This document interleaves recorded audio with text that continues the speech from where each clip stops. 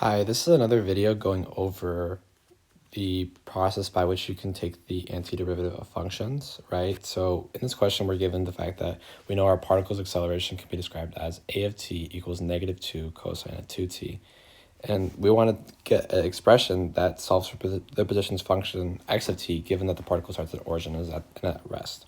So at the origin, what this means is that it's saying that our x of 0 equals 0, and we know that the particle is initially at rest, so we know that the velocity of the function equals 0, right? And again, we're starting off with the acceleration, and we can get back our velocity if we know this relationship. We know that the a equals dv over dt, and if we remember from physics 1, where we did an acceleration versus time graph, what we can do is we can add up the whole amount of acceleration here to figure out our change in velocity, our delta v. And for more complicated shapes for this, we can actually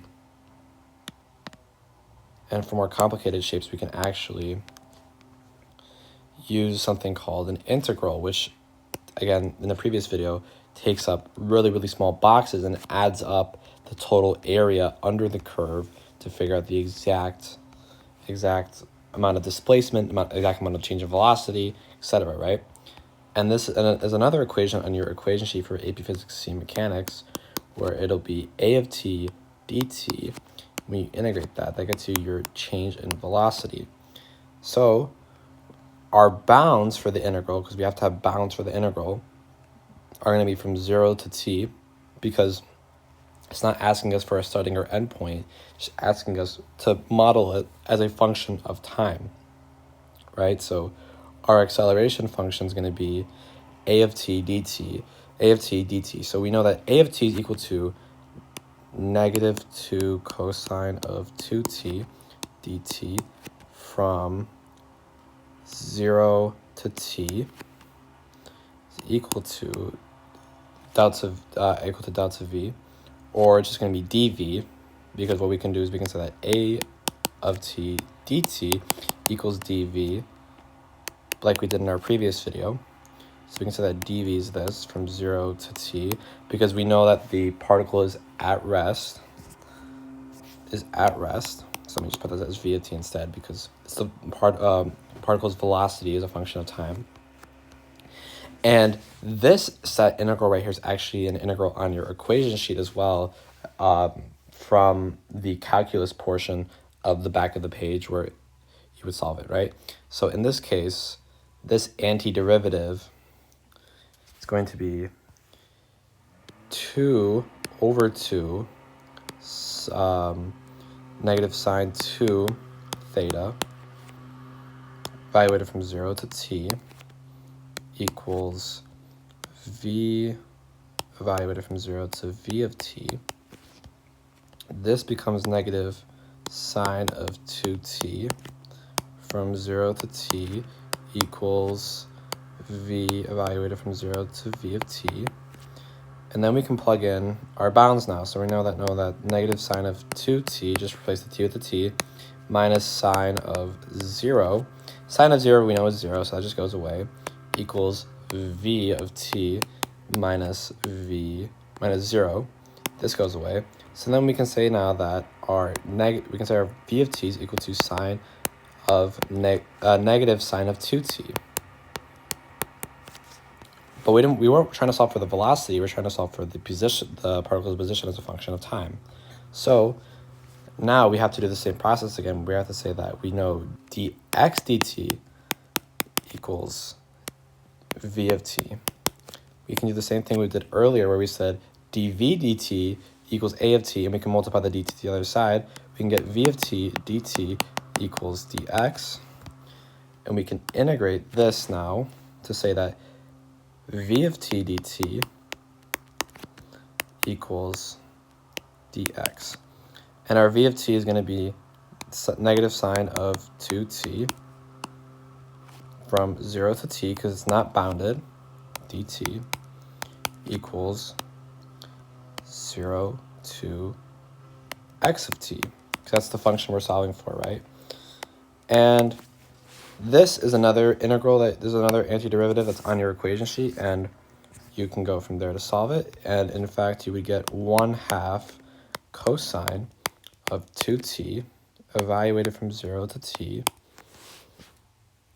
equals x from 0 to x of t.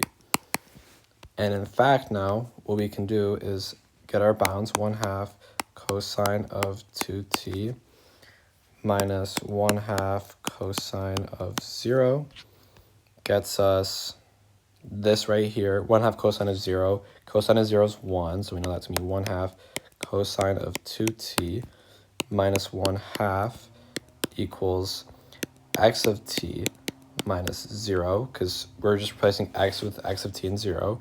That goes away. And then we can bring this up here to say that our final expression is going to be 1/2 cosine of 2t minus 1/2 equals x of t. And then what we can do from our previous videos is we can take the derivative of this to get back our initial expression for acceleration. And if we were to do that, we can do that real quick.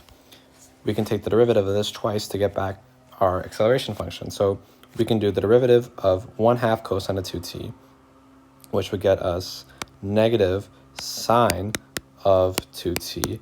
It's our velocity function. We take the derivative of our velocity function with respect to time, we would get negative 2 cosine of 2t equals a of t. And we can see that from this example and this example, these two match up.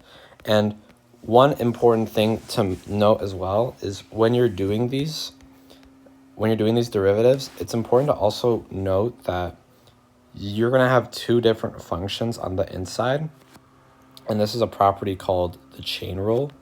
So in fact, normally it's written as sine of t or cosine of t, right? And when you take the derivative of this, you're taking both the derivative of the cosine function and the function on the inside, the t, right? So for example, if I'm taking the derivative of my position function, 1/2 cosine of 2t minus 1/2, let's focus on the 1/2 cosine 2t real quick. This represents two different functions representing the cosine and the 2t. So we can think of the cosine function, cosine of something, right, as our f of x. And our g of x on the inside is 2t, right? And we can say that f of g of x equals cosine, or 1/2 cosine of 2t. The 1/2 is kind of sloppy there, but you get the idea, right? And when you want to take the derivative of this, you have to essentially peel it like an onion, where it's going to be, you take the derivative of the outside first, f prime of g of x, you multiply it by the derivative on the inside. And in this case, we can see it right here, where we take the derivative of the outside first. The derivative of cosine, which is on your equation sheet, is going to be negative sine, so it's going to be negative 1/2 sine of 2t. The inside doesn't change for this one. But then, since we know that our g of x, our inside function, is going to be 2t, we take the derivative of that to get 2, and then we get negative 1/2 sine 2t times 2 to get negative sine of 2t as our velocity function. This is another example of the application of the chain rule and solving for your position function given initial conditions as shown in the previous video. Thank you.